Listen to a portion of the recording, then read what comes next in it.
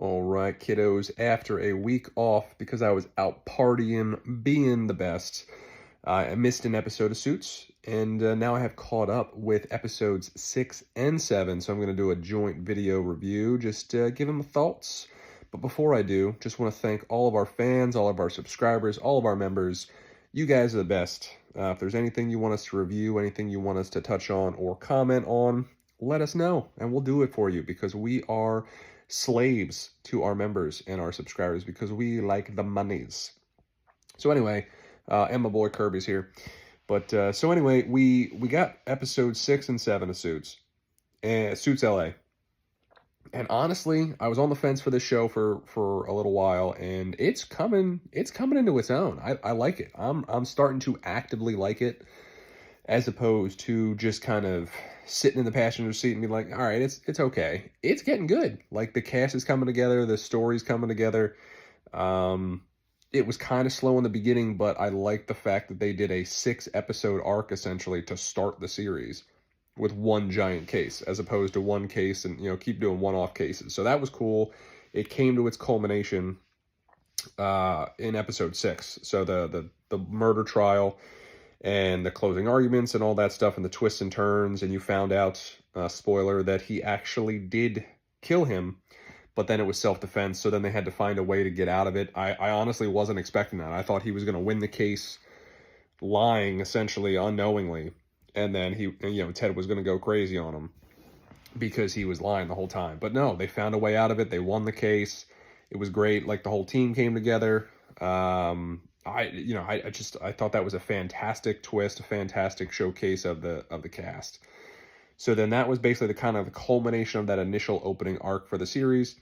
That closed out. I forget that guy's name, but the little dwarf dude, but the producer, he leaves, he goes away, he wins his case, he's good. So then episode 7 is a daddy issue episode. So that one's a little bit of a lull because the case is over. There's no new major case. And it just kind of goes into the backstory of current daddy issues and past daddy issues with John Amos, who is a legend, R.I.P. by the way, who was on the first episode of the show. He passed away. He was Ted's first client. And he passed away in real life. So they kind of did an episode, a tribute to him, which was nice. And they get together with Rick, who betrayed him and left for the other firm, which was rude, by the way.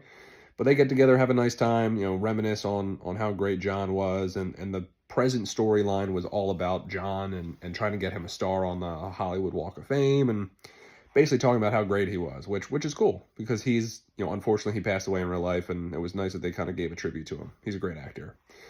And then the past storyline was his actual daddy issues with his father and how he betrayed him and doesn't love him, and they still haven't gone into how he got his autistic brother killed, but I guess we'll get there. But it's basically, he got the mob boss finally, and he's ruining his relationships just to get the mob boss. His hot girlfriend is like, I just want you to be there. And he's like, but mob boss, baby, I'm going to get him. And he doesn't show up to a wedding where he could have got all the puss if he would have showed up. And she's very attractive, so I'm pretty sure I would have chose her over a mob boss. So he's a dummy, but still kind of revolves around his relationship with his father, and he needs his dad to kind of turn on the mob boss guy and make his case and all that stuff, and he refuses because he's a selfish little dill hole. And I would say that's kind of the main gist of that episode, and the way that Ted is basically spiraling, needing to kind of destroy every relationship he has just to get to his end goal of getting this mob boss, and ultimately why he ends up in LA. So I think that the flashbacks were good. The overall story, like I said, bit of a lull because there's no major case. It's just kind of flashback story and daddy issues. So I'm assuming they're going to bring in a good case next week, hopefully. We're still waiting for 2 more episodes of Harvey, 1 more episode of Lewis Litt. So it was kind of weird. I was expecting the Harvey arc to be 1, 2, 3 in a row, but it's not. So there's still 2 more episodes that we get Harvey, 1 more episode that we know that we get Lewis Litt. So curious to see what that holds for us. But honestly, like, this show's getting good. I really don't think it's going to make it past season 1, unfortunately, because the ratings are terrible. But I think if people gave it time, like I did, it was okay, but it's getting better. It's getting better. The cast is very good, coming into their own.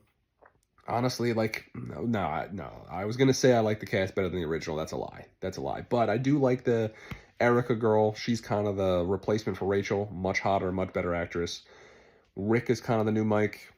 Yeah, I like Mike better. You know, Ted and Harvey. That I obviously Harvey's better, but they don't really have a Donna character. They sort of do, but she's barely in it. I forget her name, but she's the assistant. The little Asian girl. She's kind of a quirky, fun addition. I don't know. I just think it's a well-rounded cast that's coming into its own. So if you haven't, give Suits LA a watch. Give it a chance. Hopefully get to season 2 so we can get more Harvey action. Maybe they lure him back in, get Mike back. Who knows? But until then, we are on to the next case.